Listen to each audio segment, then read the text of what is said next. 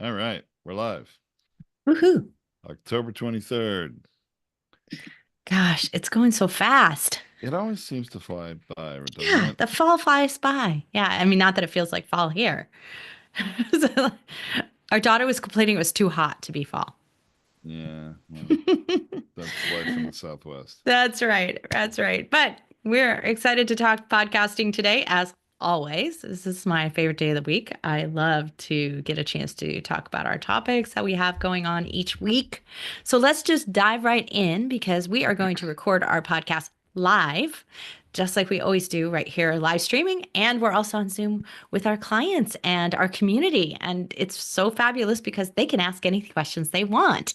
We did get a question ahead of time, Tom. So we're going to address that at the end before we shut down the live stream, Oh, okay. which is unusual. But because the question came in through social, we're going to We're allow going to that share it with question on the everybody. live stream here. So That's if good. you want to do that, if you want to ask us a question and get us to answer it, then ask it on the live stream feed when the event question before we go live, because we don't monitor it while we're talking. Like Tom and I just It's too don't. much for us to It's too do. much for Yeah. us. Yeah. But we will do it after and we'll address it the next week. So if you have any follow-up questions, the ones here. But if you don't ask it on social, we're not going to be addressing it. We'll address it in Zoom with everyone else. All right. Very good. Well, let's get going. Hey, everyone. Welcome to Feed Your Brand. I'm Tom Hazard, along with my co host, Tracy Hazard. And today we're going to talk about crafting podcast content that connects. It's one thing to be putting yourself out there, recording and bringing your message to the world. And all of you podcasters and aspiring podcasters know that, yes, that's the most important thing. You've got to do it, put yourself out there. And if you've done that, congratulations. That's wonderful. But what about making sure that content is the best that it can be and is gonna really resonate? Those are the things that we want to talk about today, right, Tracy? Yeah, because part of grabbing attention and getting listeners to not only click through is to have some relevancy to what they're looking for and what they care about, right? But you got to keep them coming back for more, right? And that's what you're in the most control of.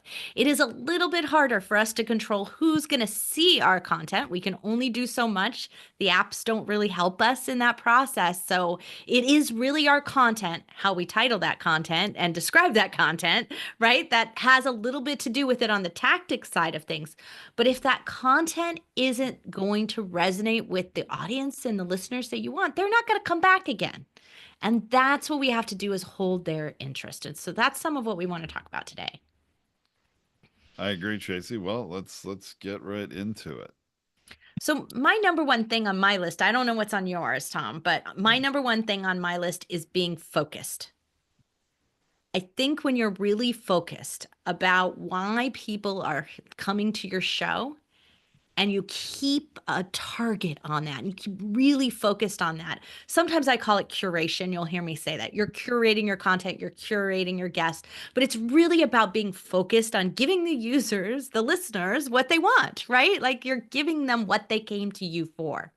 So we've had a really long-term client who has a show which I think he's not actively publishing because he has a second show, but it was called Your First Thousand Clients, right? Wasn't Uh, it that he's that the been title of he's it? been publishing some new ones lately too, Oh, actually. awesome! Because He I was love he the did have a topic. little hiatus, but Yeah. he's Right. continued, yeah. Well, Mitch Russo, here you go. Shout out to you, your first thousand clients. I love the focus of that topic. Who doesn't want a A thousand thousand clients? clients, right? And how you get to your first thousand is way more valuable advice than that for most people right at that moment in time when you really need more clients, right?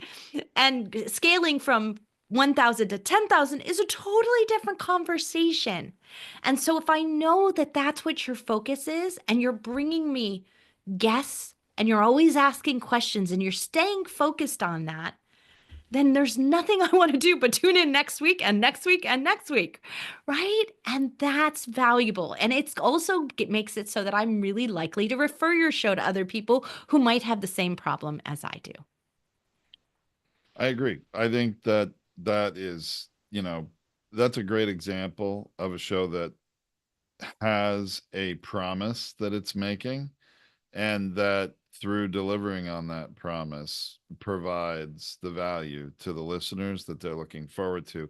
The title does hook people, as you were mentioning. Titles of episodes is also very important, and actually just recently experienced a show that has really bad episode titles, and the customer was wondering, why am I not getting more listeners? Like, well, because you're not really telling people what it is that they're going to listen to. There were two-word titles and they just were generic. They could have meant anything. But this podcast has a very controversial topic, and there could be very attention-grabbing titles. So anyway, titles are important, although I know it's not really what we're talking about today. Right. And I do want to say this for those of you who are taking guests, very often I see that the only thing you ever do is put the guest name as your title. That doesn't tell you what they're going to talk about. So if I've not heard of them, you've done nothing to hook me, nothing to get me to come back for more. And if it is somebody very recognizable, I'm likely to skip it because I probably heard them on 100 other podcasts and I don't really need to hear them again unless you're going to tell me that they're going to say something so different that I've never heard before. So it is actually really valuable and important for you to make sure that you're hooking a name and a topic, or a name and the reason that you brought them on the show, right? Why you're focused on that person, right? That go back to that again, that focus. Why are they here for my show? For you listeners that are listening to us right at this moment in time, right? That's what we want, is we want to keep that why and that focus together. I agree. Well, So that just reminds me something, Tom. Actually, what okay. you said there is that sometimes we do deviate. Like we used to have a show about 3D printing, right? And it was called WTFFF, and it was about fused filament fabrication. So you would expect that all we would ever be talking about was fused filament fabrication. But that's only one type of 3D printing, and on occasion we would deviate and we would talk about some other type of 3D printing, maybe some industrial type or something like that. But we would tell our fused filament fabrication listeners why we were talking about this other subject. And that's something that you want to address right at the very beginning of something, because they'll give it a shot, but they'll go, if this is just totally not something I'm ever going to use or I'm ever going to do, then why am I going to listen to it? So you want to hit that right at the beginning if you're deviating from your core topic. So in the example we just used with Mitch Russo and your first 1,000 clients, if you've got someone who went from 1,000 to 10,000 clients, and that's why they're on the show, is to talk about that, you need to drive it back as to maybe some choices, some things that you might do in the first 1,000 that you made a mistake for, which made it harder for you to scale, right? So it's something they need to hear. Give Mhm. them a reason to stick around and listen. Okay. Well, Tracy, I have an example of a show that I think has provides a very unique kind of value. And it's a good example of only one thing you could do. I mean, there are literally dozens and dozens of things you could do with your show to really craft that content to be engaging and grab people's attention. But what so I'd like to share this example just as one, but I don't want people to get too focused on exactly what this show is doing, but more the concept of doing something like it. Because I think everybody has an opportunity to offer some sort of value. Now, if you have an interview type of podcast, you have guests on your show periodically, and that this is related to that. Okay, there may be other tactics we could talk about for people that don't do interviews, but um, you have a reason why you want to have a guest on, and want to provide some, bring out their story, share it with your audience, and that's a wonderful thing to do. And this show does that too. But it's a show that's about, business leaders, and in particular business investing in general, like VCs and funds and things like that. So it's very specific. But what this show does that's unique, and that the listeners can look forward to every time, is that the host asks some key questions, and astutely, not always the exact same questions, but gets to 7 insights for business growth from each guest. And each of those 7 insights is cut as a less than 1 minute video clip for use in YouTube Shorts and on social media. So the audience gets accustomed to, oh, what are the 7 insights going to be from this person? What are the 7 insights this week going to be? Because, like I said, they're not always the same ones. Right. And So, and it, let's be really careful here. So unless you're really good at doing this and you're very and I love the way that this happens because it's not the same every time, right? It's not going right, to be the same things. When you ask the same questions and the same things, it gets to become a gimmick. And we right. have to be not, I think us hosts get bored, but the audience gets bored. So getting a number of things, 3, 5, 7, like whatever that is really good because people will stick through to make sure they get all of them because you can't not check the box, right? Like there are a lot of us, we've talked about this before, completionists who really need the whole list. Like we really don't want to miss one of the steps. So that's a really good thing that that's there. So if you come in, it's a great attractor because if you come in, catch the 1 minute video clip and it's on step 5, you got to go what's 1, 2, 3, 4. I don't want to miss it. And then I'm going to stick around for 6 and 7. So it's going to drive you to the full content. And that is really important. But it's also more likely to make sure that people aren't going to drop out before they hear all 7. So That's right. that also is really important to think about. So is there anything you can do that makes that happen? Now, it doesn't have to be week over week you doing the same thing. It might just be this particular episode that you're doing that within because it has a multi-step process or because you want to get to their 3 key factors that for success that your guest happens to have. But when you have something like that, outline it at the very beginning. Say, you're not going to want to miss it because we're going to go over the 3 key factors and you want to get all 3 of them, right? So you want to make them stay. That's how you're crafting the content. When you got an opportunity to do it, use it. I love that example, Tom. It's a really great one because people love to check off all the steps. I would also, related to this, like to share a pro tip that is honestly counterintuitive, and most podcast coaches would not tell you this. Okay. And I'm going to tell you from experience of, launching over 1,000 shows and supporting even more podcasters. What I really recommend you don't do is give time-stamped locations for where each of those things is in your either episode description or show notes, because you're just telling people, oh, you can skip ahead to that point to get that one insight. We don't want that as podcasters. We want everyone to play through and listen through the entire episode. So you can put in your description or your notes what some of the key things are that are talked about, but don't put the timestamp, please. Do yourself a favor. So I actually like to go one step further. I do not like to put the steps out in my episode description either. Now, it Okay. doesn't mean I'm not covering the topics, but I'm not going to cover them in any order. I've said it, you want to stay tuned for the 7 tips that do this or the 7 insights that do, cover this and cover the area. And if you want the list, the complete list, go to the blog post for this episode and put the blog post. Send them to your website to get the numbered list. So that way you're at least giving them your sidebar, you're capturing them, you're hopefully going to get them on your email list. They're going to want more.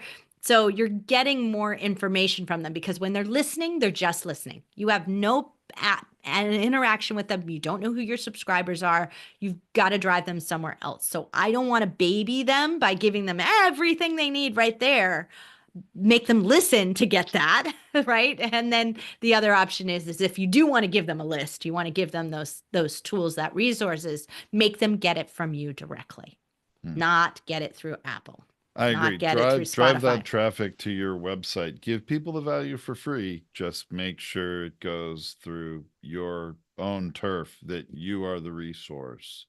And yeah, you get a lot of benefits from that. Now, Tracy, you mentioned something about, really what we call open looping, right? In Yep. early in an episode. Basically, you're letting people know, here's what's come, here's the things we're going to talk about. You're going to want to listen because you're not going to believe it when the guest talks about this, or we're going to hear an amazing story about this, and maybe as a part of the episode that's for later, right? Well, when what's really important, and I want to make this clear, a lot of podcasters record their episodes linearly, meaning they start recording and they record it from beginning to middle to end, almost like really like we're We do doing it here, here. although we're live streaming this, and that's the reason we're doing it, because you can't do anything but do it from beginning, middle to end as you're live streaming it. But most podcasters are pre-recorded on other shows, Tracy, that we host. We don't record it in order that it actually ends up being delivered to you, the listeners, right? And so it's really important to do that. Record your discussion with your guest, whether it's a discussion or an interview, whatever it is, record that first. Then go back and record your beginning portion of the show where you So welcome the listeners, So the right? binge factor, I don't actually do it that way, Tom. So Really? I do I record thought the you interview did. first, but I Okay. record my outro, my closing thoughts Oh, okay. next Okay. before I go back and close the beginning. That way I know how to open loop it. I know how to get them to wait all the way to the end Oh, because at I the know end. what the end is, right? So I know what the payout is. I know what my recommendations are going to be because I've done it. So I record the interview, immediately record the close, and then I record the introduction and I open loop with the level of excitement of having just done the interview and knowing what the payout was or what my thoughts are. It gives me a much better introduction and gives me an opportunity to not only open loop, but gives me an energy of what they're going to get in my voice and in how I introduce them. It also gives me a little bit better opportunity to choose things. So sometimes people give you a really long bio. You can choose the things that are most relevant for that episode now that you've gone through it. Because I And might skip something that was yeah, important. this is the great point, and what you're suggesting applies to really what I wanted to share with everyone anyway, which is great, is that when you don't record it in that linear order, in one take, if you will, then you have the opportunity to highlight some of the important things. You can't do that at the very beginning because you really don't know yet everything that's going to happen, or it hasn't happened yet.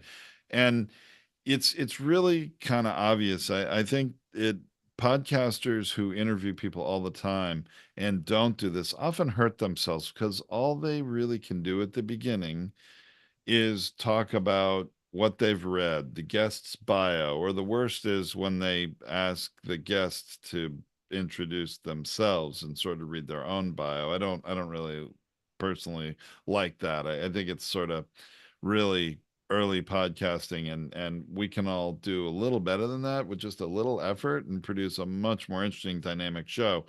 That can get formulaic too. But if every time there is the promise of a different, payout, golden nugget of information, important part of a story, whatever that is, and you're talking about it up front because you didn't record that first and you had that experience, you know what it is, you do a much better job of that. Well, so here's a couple of things. If you are going to have to do it in a linear format and you're going to have to do it live, here's a couple of things that I always do. If you've ever been to like a live panel discussion or a live introduction, how often, because usually whoever the MC is, the master of ceremonies or the mistress of ceremonies, I don't know, if whichever way it is, that person typically doesn't really know who's coming up. So they do a very poor job, and typically they let the guest or they let the panelist or they let the person introduce themselves. And it is a complete failure. And so when you're going to do it in order, you do need to prepare yourself, check out the bio ahead of time, make sure that you know it, but take the time to tell them why you've invited this person on and make that at least a part, even if you're not going to do the whole bio introduction yourself. Make sure you tell them why you invited them here because that transfer of authority is keeping that curated focus I was talking about before as to why the audience should stick around and listen to this guest. You have to transfer the authority to that guest. So when you're doing it in a linear way, it's even more important for you to give the why they are there, why you're curious about them, why you've invited them on. So even if you don't know them and you don't have the energy of having done the interview, you at least have the energy about why you're looking forward to it, right? That's there and that exists. So you do that in that part. And don't forget to tell them that you are going to do some closing thoughts. So sometimes when I've done this live before, I will mute and shut down the interview when it's over and end it and then stay on and continue. So I have actually, if you're recording it in that order, but you're not actually live streaming it, I very typically just pause the recording, say goodbye to the guest, kick them out of the Zoom, and then continue on with the final recording thoughts. So if you want to keep it in one recording piece, pause is a great way to do that. It's super simple tactic. Keep it going. If you are going to do it, let them leave and then record a separate piece if you don't have a problem with editing it and stitching it together from an audio perspective. But you can continue on and do it and still record it linearly in one piece, making the editing easy on yourself if you're doing it yourself. Okay. Yes. There's several different tactics for how you might actually record that depending on your particular situation, your particular need.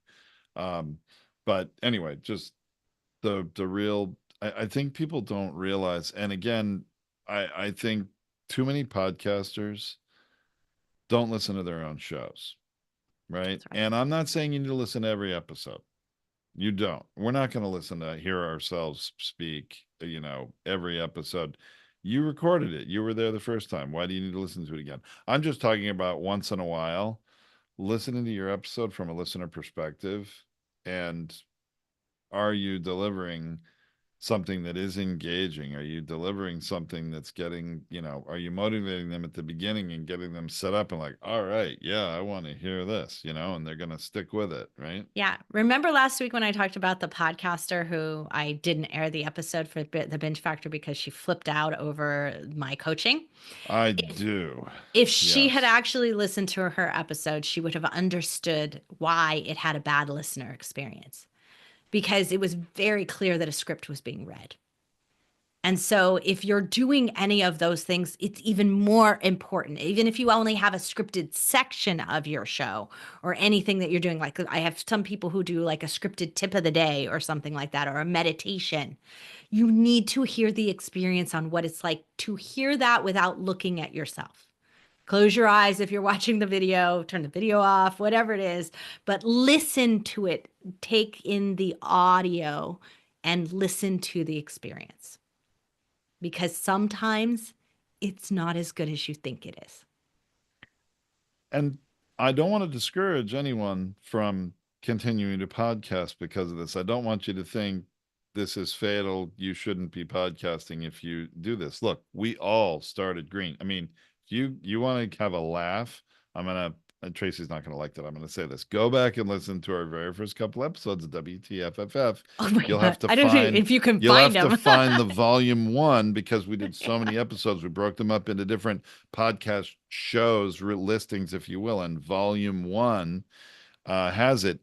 The very early on, the shows were so contrived, and we just didn't know any better, and we were inexperienced. Now, fortunately, what we were doing, who we were serving, who we were talking to, it it resonated regardless. We got a large audience quickly, and then we became much better quickly as we realized and got a little feedback from actually at first a business coach, but then listened to ourselves and like, yeah, we shouldn't do that. We should do it a different way. And we pivoted and did. Right. And so this is the thing. It's like sometimes we have different expectations for ourselves. What you do also need to do is go ask your target listener. Ask them what their experience is. Ask them how you could improve the show. They would be happy to tell you. Our listeners were so generous with what they were looking for. And what we were really doing was a very radio advised model. We had been, because back in those days of podcasting, everyone was coming out of radio and going into podcasting. So the prevailing coaching and advice was very radio focused. And that's not what the audience wanted. They wanted the intimacy of us talking to them, of us seeing them on the other side of the camera, right? Of us knowing that they're on the other side of the microphone, right? That we want to have that today. That's what podcast listeners expect now, especially a decade later, right? From when we first started that. They definitely expect it because they're being given it in other areas. So that's why I'm not a fan of the super contrived stuff.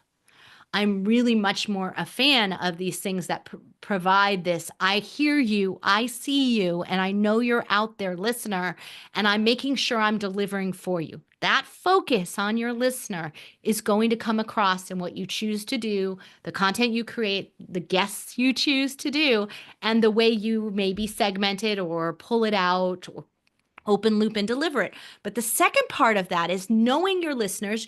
You also have different types of listeners. We know that very, very clearly here on Feed Your Brand. We really know that we have new people and we have very seasoned pros who listen to our show. And we have industry people who tell me Oh yeah, that they like listen to our show for their own advice. yeah, I remember Dave Jackson telling you, yeah, he listens to Feed Your Brand because he's interested to listen to anything about podcasting. And if you're listening, Dave, hey, good to be Yeah, having you right. We listen to just our show actually, today. I just re-promoted his Binge Factor episode. So it's out there, right?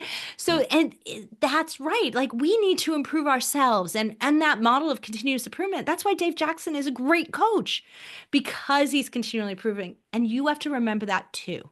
That you have seasoned pros who are out there doing that in whatever your category might be. And you might need to speak to both levels. And so you might say, here's what it's in it for you seasoned pros. Hey, stay to the end because I'm really going to talk to you about what I, as a seasoned pro, am going to do with this. And hey, you newbies out there, right? Like this episode is also for you. And here's what, if you build this better foundation. So you may need to put your why or why that's here or your start. You may need to make it clear about how you can listen to it at both levels.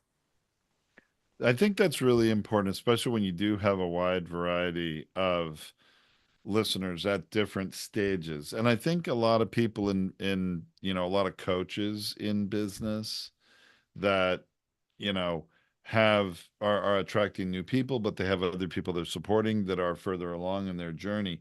You've got to find a way to make the show hold interest for everyone really at different stages. And you'll hear me sometimes when we're talking about a really advanced topic, I'll reach out and I'll say, hey, for those of you new podcasters or aspiring podcasters, and I'll make sure I'm addressing you with an important point. Or when we're talking about something really elementary 101, and I'm really concerned that we're going to lose the advanced people and they're, oh my gosh, they're going to hear a couple minutes of this and say, all right, I'm out. Now look, not every topic is going to be right for everybody. And some of you are going to leave because, all right, you're not interested in this topic. Maybe it has to be about monetizing your podcast and you're not interested in monetizing your podcast. I get it.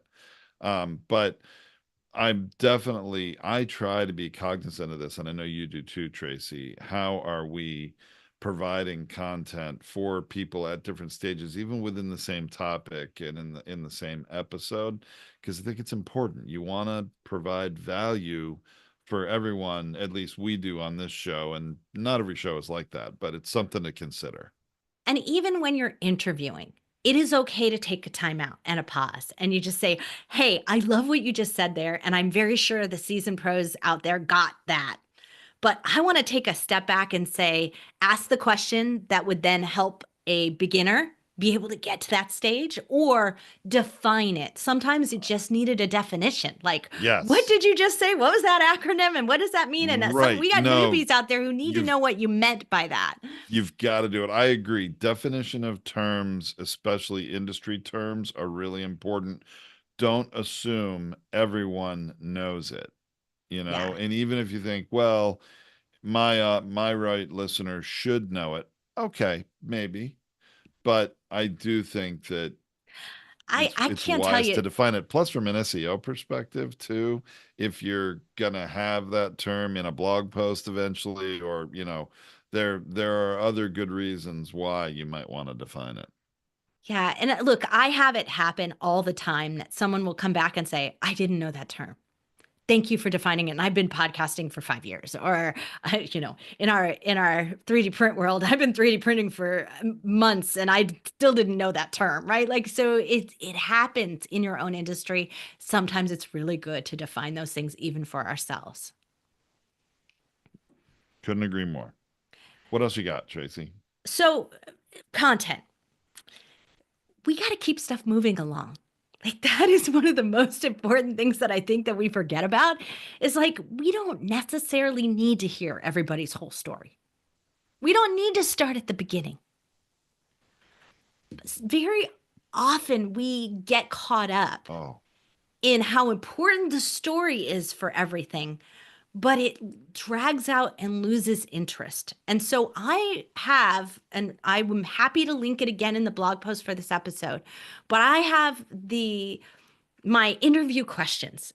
And the order of those questions are what I do for them, the top interview questions. I think that's what the blog is called or something like that. you mean, I think It's my it's master class. one of our longest and most actually fundamental episodes that any new podcaster working with us, I always give them to it. I think it's called Structuring the Best Interview Questions or something like that. Yeah. And it has like the 5 to 7 questions, and there's 7 only because if your show's long enough and you might do it, but for the most part, it's 5, right? And it's the interview questions, but it's the order of those questions that help do the drawing in through the story, right? Because if you let people start from the beginning, they start from the beginning. I'll tell you what, this is so I'm sorry to interrupt you, but I really want to put a big emphasis on this. Okay. Those of you interviewing people, especially newbies, look, there will be a time when you do want to start a story from the beginning, but please don't start everyone from the beginning. It becomes one of those things that becomes common and boring, and oh my gosh, I got to hear how this person now talks about themselves and why they're so great and how they, started whatever it might be. Sometimes it makes more sense to start with something that's going to be attention grabbing off the bat and then go back to, wow, that's amazing. How'd you get there from there? Or, I don't know, Yeah. you know better than me, Tracy, So because you're more there are of two the reasons, and interviewer. I think I talk about. It's been a long time since I watched that because that one holds up. It's so timeless, and like it was a master class that we did on that. So it's a bit longer of an episode for everyone out there. But there are 2 ways to go about it. So sometimes our stories are what we're trying to do is talk about success, right? And sometimes we're talking about mistakes.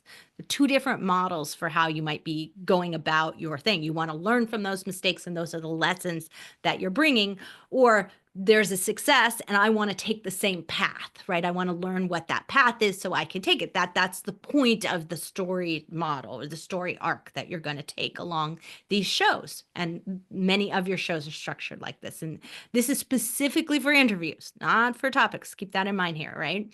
But you can also ask yourself those same questions as you're structuring your topics as well. But in the interview process, we very often go start at the beginning and tell us your journey so we get to the end, right? And that is a hero's journey, and you can do it when you're giving a speech, but it doesn't always come across well in an interview.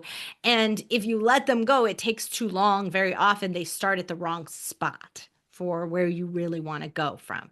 And so it takes a lot longer to get there, and you can lose your audience along the way. So what I like to do is start from the mistake or the success. So I know, because I invited them on the show, I know what the success point that I'm trying to highlight is, right? So I was like, your company just achieved $1 trillion. Like, how in the world did you do this is what we want to get to. But what we need to go is like, tell us a little bit about how that success feels. So we start there. And then I say, okay, now let's talk about where in the point did you know you could achieve $1 trillion company? Where did you know that was going to occur? And then we step back one more time and we go back to the question that says, when you started your company, I bet $1 trillion wasn't even on your radar. What did you start with? And where did you start from that made it possible for you to even make $1 trillion one day, right? Do you see how I arced them through it? And I actually did it in reverse. Yeah, I don't know how many interviewees you have out there that have $1 trillion company, maybe more of $1 billion, but anyway, that's I just thought great I'd throw that in there because we aspiration. never talk about it, right? Like, is it fair?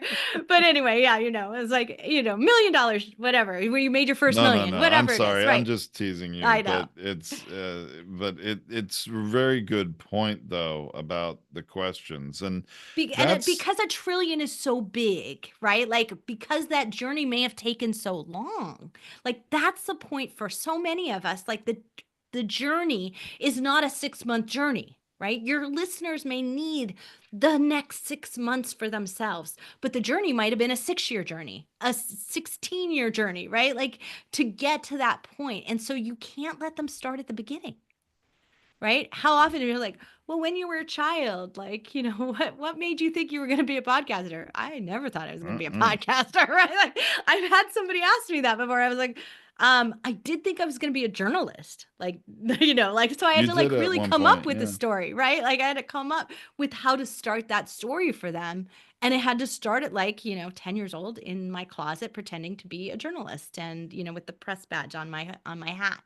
Like that I had to go back to some really early days just to achieve what they wanted from me. But that's not necessarily where the best story arc, where the best exciting and most compelling and concise episode, because we want to be respectful of everybody's time. So if you can lead them through that process, you're going to be better off. But I like to start. It's just my model of it. There are other people who don't. But I learned this from our good friend Dustin Matthews, who I think is a brilliant marketer. And he is the one who suggested that you start from that feeling of success. What did that feel like? What was that thing? So that they know that's what your story is really going to be about. And that also, the reason for also doing it is because sometimes we have to keep our guests very, very focused on the story we want them to tell instead of leaving it open ended and then they tell the wrong story. Or so that's a really good point, Tracy, that I wanted to make sure we work into this episode. And, if you've been podcasting for any length of time and you do have guests on your show at all, whether you accept guest solicitations or not, like you would ever take one or not, you're receiving tons of guest solicitations every day, every week. I mean, I know we are, Tracy.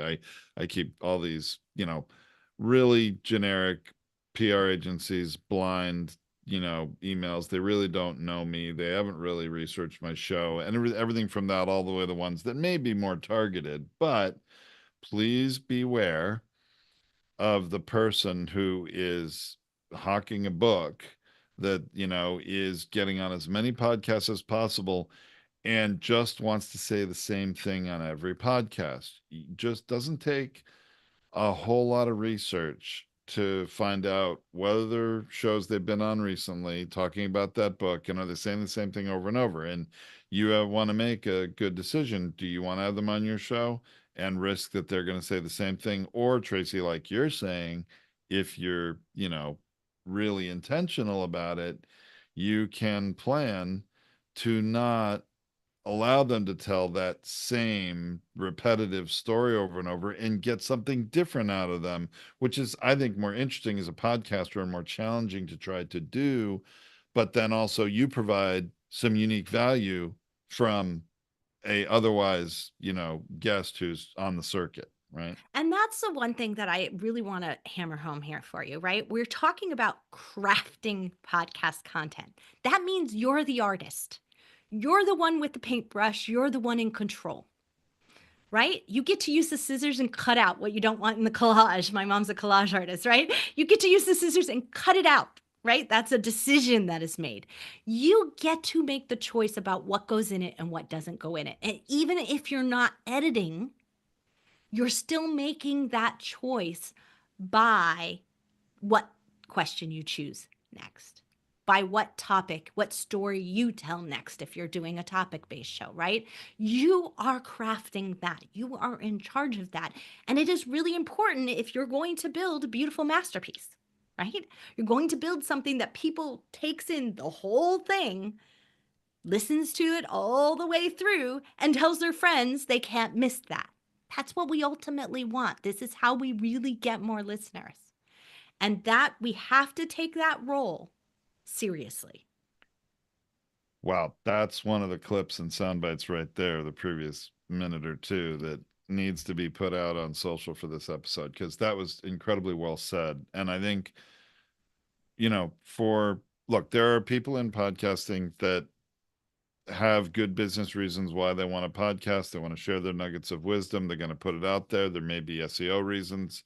They may be just interviewing guests who are their potential customers or clients and they don't care how many people listen. There may be a lot of good reasons why to do this. Today, we're really talking about if you want to make your podcast content resonate, be the best that it can be, and really be one of those things people want to share and come back to listen to every week or however often you're podcasting.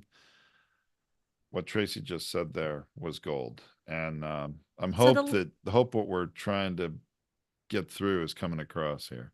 So this is the one last thing that I want to say to our audience because we have a lot of you who come out of the speaking world and you come as a top speaker. You like on all the stages, you've been giving these fantastic inspirational speeches and people love you, but you give the same speech every time you're out there.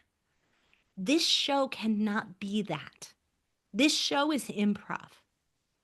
This show, when it's good, that you're going to create needs to also not allow your guests to do that soundbitey give their talk. This is not their speech. This is to get people to want to go hear that speech or that TED talk or whatever it is. It is not the TED talk, right? So you have to be really careful. Like we're in the political like craziness right now because it's a couple of weeks as we're recording this. It's a couple of weeks before the election.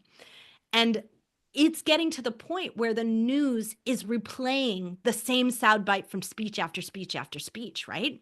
So when our political leaders are now going on podcasts, they're getting brand new cool sound bites that because those podcasters are skilled at getting a good story, a good intimate story, and not letting them do that. Broadcasters are not. So, anyone who's interviewing for the news, it's like the same thing that you just heard on a stage somewhere. It's not happening with the podcasters. And I think that that's brilliant.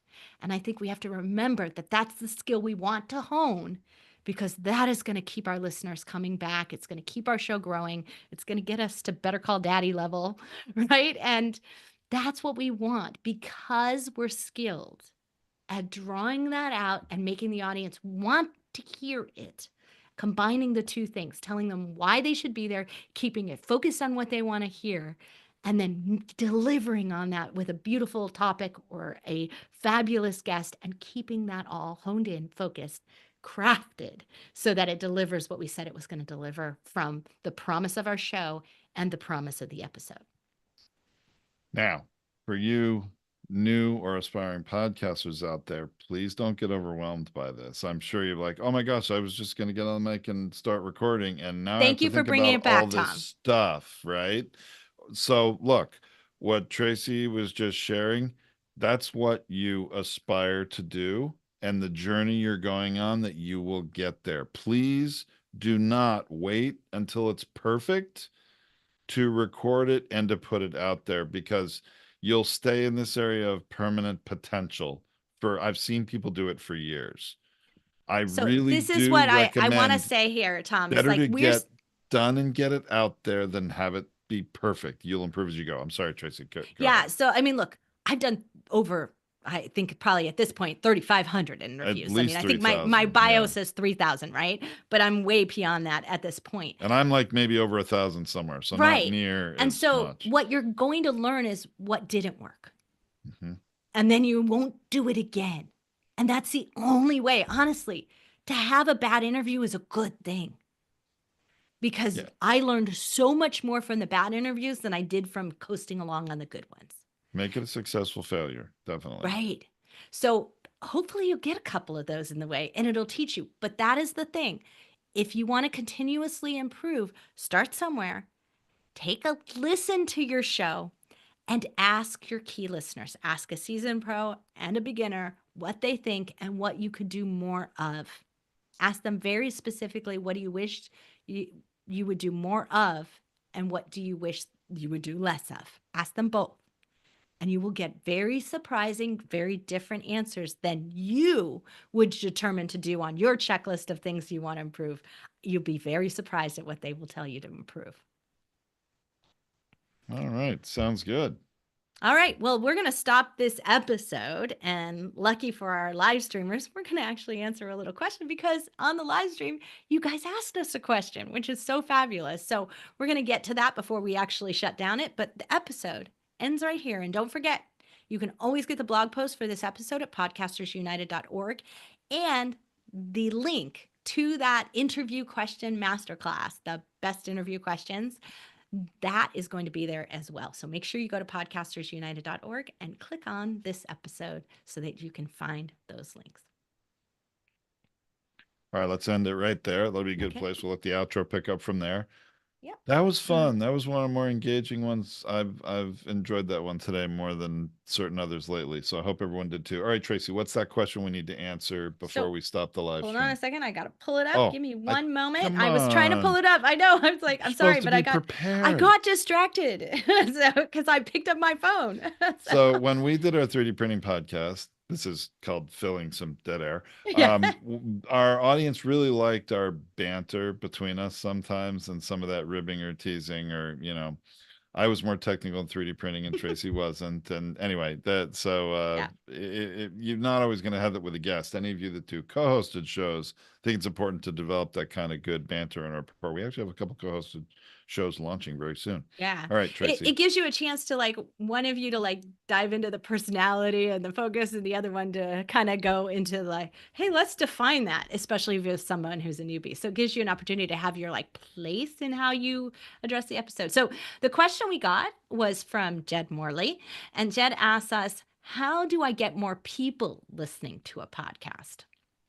So, tying into today's episode, the first part I want to say is like if you've got really good content, your current listeners are going to tell others about your show. It is the number one way you do get more listeners. So, if you've got a really good, compelling show, take some time to make sure it's great. You're going to get more listeners naturally because they will tell other people for you. Because podcast listeners, true binge listeners, get asked. Like, I can't tell you how many people will ask me, like, what podcast should we be listening to? What am I missing? Like, do you have a good podcast in whenever this? we're out at business networking events, we often are asked that. But even I find a lot of events, even not just because we're there and they know we're in podcasting, but they'll go in a rapid fire, everybody around the table, everybody around them. All right, what's the book or book you're currently reading, or the podcast you're currently listening to? And so it's become so important in how people educate themselves and entertain themselves. Podcasting, it is that. I mean, what is it now? 115 million or more, I think, Americans listening to an average of 8.5 podcasts every week now. I mean, podcasting is here and it's real. And that's why very often you have people on the circuit of late night shows. They're podcast hosts, not just authors anymore, or actors or celebrities. There's a lot of that going on. Because they know you can sustain an audience and Right. inspire them to bring others All along right. with them, right? So So that's kind of my first step on like how you get and bring more listeners is that. But the other thing is that everybody has a need. Everybody's looking for something. So when we have too generic style of a show in terms of its name, its everything about it, it is harder to drive listeners to. So don't be afraid to stay really focused with the show. Stay in a niche, stay in a topic area. Because look, we have a great podcaster, How to Buy a Home, one of my favorite shows, David Sidoni. He's a fabulous entertainer. He comes from the entertainment world, right? How to Buy a Home cannot sustain listeners for life. Because once you buy the home, you're kind of done, right? we have a couple podcasts like that. We have another one Right. that is for women to deal with postpartum depression. That's always getting new listeners who are entering that, and others are leaving that journey of life, right? Right. And that's what you want. But you know that when you bought your home, that person is still the top person who's going to go Oh, recommend. that's true. Yeah. Right? So that's where you served your audience well and you gave them great value. And then people will be like, how'd you get this home? It's amazing. And I was like, oh, you got to listen to this podcast, right? Or I got through postpartum depression and I'm on the other side of this. And if you want some support, here it is. They will ask other people who went through it, who successfully achieved it. So do not be afraid and keep your show so generic so that you don't dial into a timeline can be extremely successful because of that referral process. Because people are going to burn out on a show anyway. Like, I don't listen to any of the shows that I listened to 5 years ago. I don't have any of those shows anymore, mostly because they don't exist anymore. They usually burn out before I do, but Yeah. also because you do burn out of it and you hardly listen to it. And I'm Oh always gosh. looking for new ones. One of the ones I always love to listen to and would binge through, and we're like driving from Southern California to Las Vegas or something. The host of that show is now serving in federal prison, so that one ended. So I can't, Right, I can't watch that exactly. one. Right. So, like, these things happen. So, that is really, really important. We just did a podcast, a live stream about this, a coaching call, not even a month and a half ago. So, if you're searching for any of these topics, like Jed asked the question of, you can always go right into podcastersunited.org, type in your like, get more podcast listeners, right? Type that in and it'll serve you up some options of our various topics that we've covered over the past couple of months, and you'll be able to find some more deep dives into those areas. And so Tracy's talking about ways to do it organically, just so to be clear, not Yes. in a paid, like if you I was want going to to throw to you for pay, that one. So, if you want, no, if you want to pay to get more listeners, there are ways to do that. Some I would really not recommend because I think they're can be a very big waste of money. But there are some, and in fact, we pioneered one because so many podcasters are struggling with it. It's called PromoCast, and if you're interested in that, reach out to us, and we can tell you about it. I think it's well, there's a link. We can put a link in the blog post at podcastersunited.org for a landing page about that program. Um, any of you live here that are interested and are not a part of it, let me know. But it's paid, but it's rather inexpensive. And that's what we were trying to do is find an inexpensive, but still a paid way to proactively try to get more listeners. All right. right, and be really careful with some of the paid programs that are out there. There just been a bit of article about paid reviews, and one of the Hmm. things that they're shutting down in paid reviews are also farms that offer paid listeners. So, like, be very, very Be careful very. about I how had you're doing. someone just ask me earlier today about. I keep getting existing podcasts. Right, I keep getting solicited from all these services of companies over in India and Pakistan and stuff like that that are wanting to promote your podcast and get you more downloads. And I've seen people use them. Actually, remember you mentioned First Thousand Clients, Mitch Russo. He used one at some point. We analyzed it. They weren't real listeners. Sure, his download numbers went up, but they weren't real people. So it wasn't really helping him. And so he discontinued it, which I think was the right move. Yeah. I don't So anyway, think it's just worth it. keep that in mind that All right. those things don't always work. So let's shut down the live stream because we've got some questions we need to address from our great coaching group. If you want to join one of our coaching groups, we'd love to have you. The only thing you have to do is be a Podcasters United member, and it's free. All right. Till next week, everyone out